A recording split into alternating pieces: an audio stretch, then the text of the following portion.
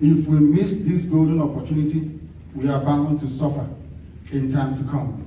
I have not come, of course, we love all of you. I like the fact that you're doing very well, all of you in America. But there is one more thing that you must do. You must come out to support what you are doing. We need guns and we need bullets. I know we love life so much. That's why we name the human being a mad. That's why we don't kill. To kill somebody is very difficult for us. So to ask the gathering of people, please, that we need guns and bullets and weapons will be very, very difficult for you to digest. But without it, our will overrun us. They have succeeded in planting a torture in Imo State. One big, massive problem we have. The same thing that happened to do in Akwa Ibom. If they succeed in triangulating, because in life everything is in triangle, if they get away, if they take Uyo, if they take Ibocha, Port Harcourt, then we are finished as a people. Completely gone as a race. You will come back home, you don't know the way to your father's compound, because they are coming. Boko Haram is everywhere in Biafra land. They will overrun us in a matter of minutes. And the world will not talk about it, because mankind is afraid of Biafra. They believe that Biafra, after Biafra comes, the world will come to an end. Ask any white man, they will tell you. They believe that Biafra is the last miracle. Once it comes, life will come to an end as we know it. But we know that they are wrong. We know that this very promise that was made to us a long time ago, only if we go back to the Most High, we will realize our potential must be seen in our lifetime. We have the potential in this room to do it, only if we can rise up to that very challenge. That is why the same way that Israel stood against every God is how Biafra is going to stand, not just as a pinnacle to the survivability of the people who are downtrodden, people who we have pressed down for very long, but as a willing testimony to the kindness and the goodness of the Most High Biafra. I thank you all very much for listening, and I do hope in time to come that you bring yourself to appreciate what we are promised. Thank you very much. Maybe I didn't understand. What exactly is the objective of your movement, number one? You made mention of the 22nd of this month. Yes. What will happen? I didn't get to hear exactly what he is to get many the 22nd of this month. And then the third one is that, did you make mention of we need arms and stuff? I didn't get that.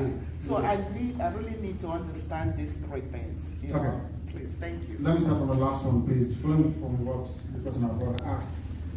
On Sunday, the 30th of August, our people came out of our mission to evangelize, to preach to others about the need for us to get Biafra.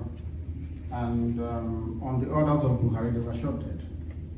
And you will know that P2B in 2005, 2006 ordered the army to do something at the same place in London when members of the Nassau were shot to pieces because they felt that you can kill them.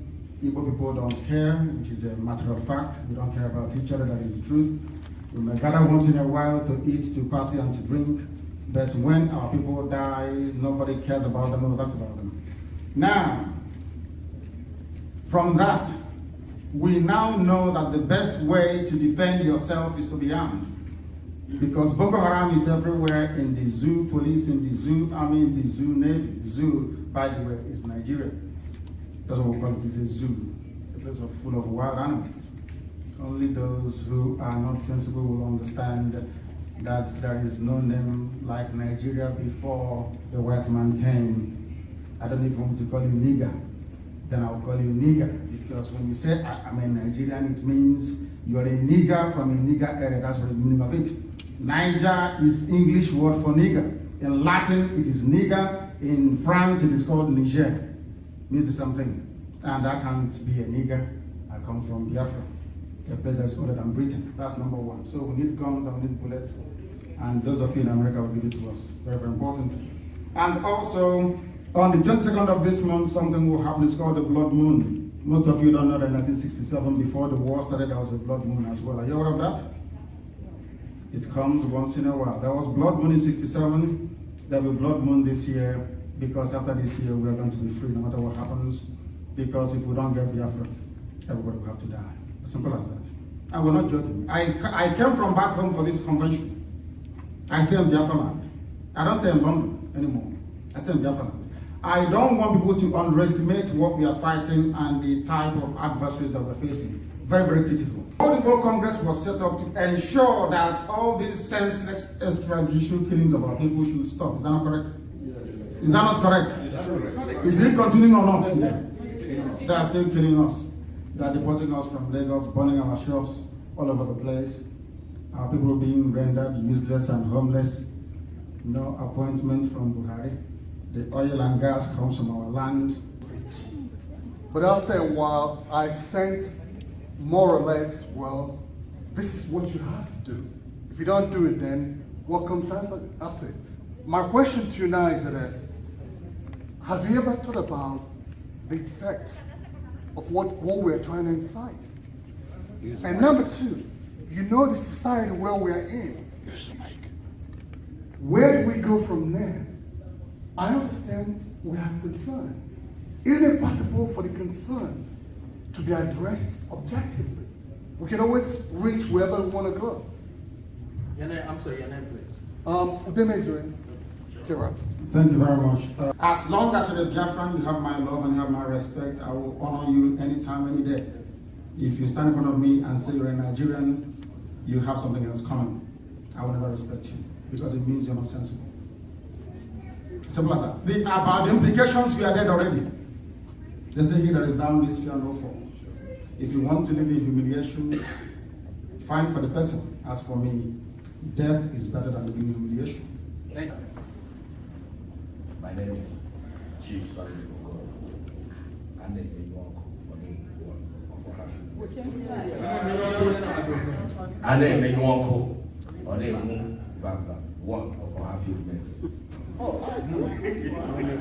As a matter of fact, I really thank you. We're going to listen to him. I really thank you for showing up, because if not because we have a limited time, I have like bundles and bundles of questions to ask you, then I'm going to ask a few questions.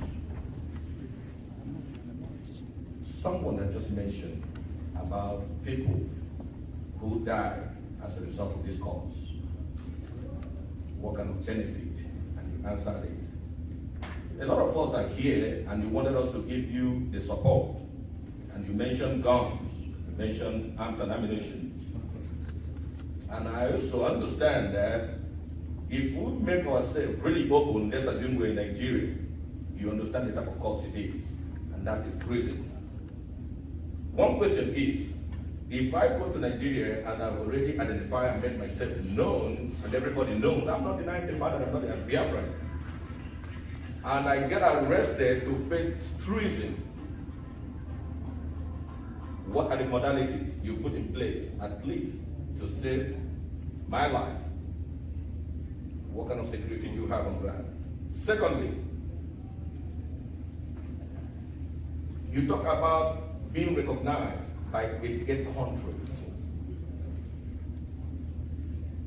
And at the same time, you wanted us to support you with guns and arms and ammunition. I have seen a whole lot of wars, both in media and somewhere else. When people are fighting or when people are getting ready to fight, they have some international backings. What kind of international backing do you have? What kind of international backing do you have for you as a person at Biafra to achieve this goal? Or do we just have only the recognition without the backing? Thank you. Thank you very much. On your very first question, what happens if you go home to agitate? What I can say to you is that you can never ever be arrested. Never. Because what you're fighting for, what we are fighting for, is a universally recognized way of setting people free. I'm sure that some of you here are very conversant with the declarations on the rights of indigenous people. Is that correct? That allows us to go and fight for Biafra. That's exactly what we are doing, of which the zoo called Nigeria is a signatory to it via the AU. So that solves that problem. Secondly, in terms of the war supporting us, it doesn't matter if you give us the guns we need or not. We are going to fight anyway. Because Hausa won't let go. They need your oil, they need your gas. They are Alamaji. They don't do anything. They don't do anything in their lives. It's only to depend on oil and gas. So it is either you live as a slave or you fight to be free. The choice is yours. We've chosen to fight to be free than to live as slaves. I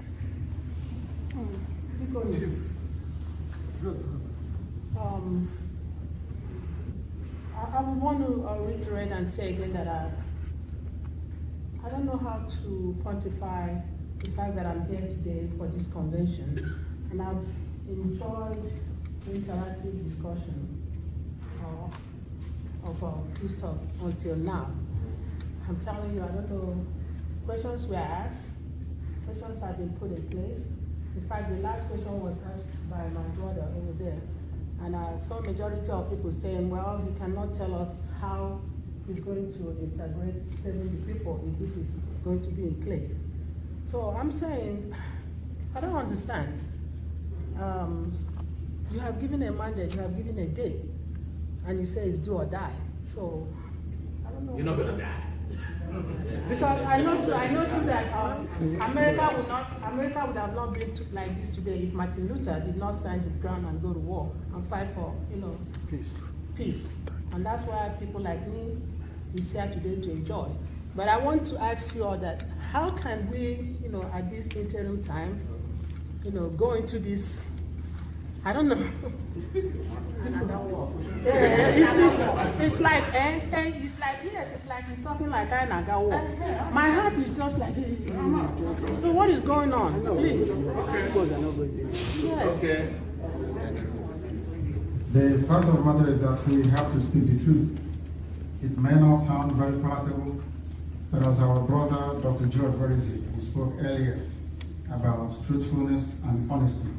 Because let me again thank you for the effort you are making on behalf of all of us Igbos and Biafrans. But I have a question to ask, because after a while, we're going to start thinking. I don't want to would accept the fact that a change in name will make us different. Name was sick. As we stand here today, there are at least 7 states that are predominantly Igbos. And in the context of Nigeria, none of them have reported to us that they never received the federal allocation. And as I see, even you and I here, we have not agitated in the state we come from to make things better for our people. And we are going to the federal. Tip O'Neill, when he was Speaker of the House in the United States, said all politics are what? Local. You see, when we say Igbo states, Igbo people are doing extraordinarily well, and they will even do better if they stay on their own. I'm not saying that. What I'm saying is about that if we separate, we become great. Let us use the latest country created by the United Nations called the South Sudan. At the inception of this very small country, which is very large, it was all about the excitement. But now people are what? The issue is not whether we answer Biafra or Nigeria. The issue is what are we doing for ourselves and them. And I know you said you live back home and you came here. And I don't know what passport you traveled with. Because I know on the international level, unless the rule have changed, there is no country known in the United Nations as one, Biafra. You must have come here through a recognized nation passport, or you may have smuggled in. So my brother, my question to you is, before we start talking about what the Hausas are doing to us, have we talked about what we're doing to clean our house? Thank you very much.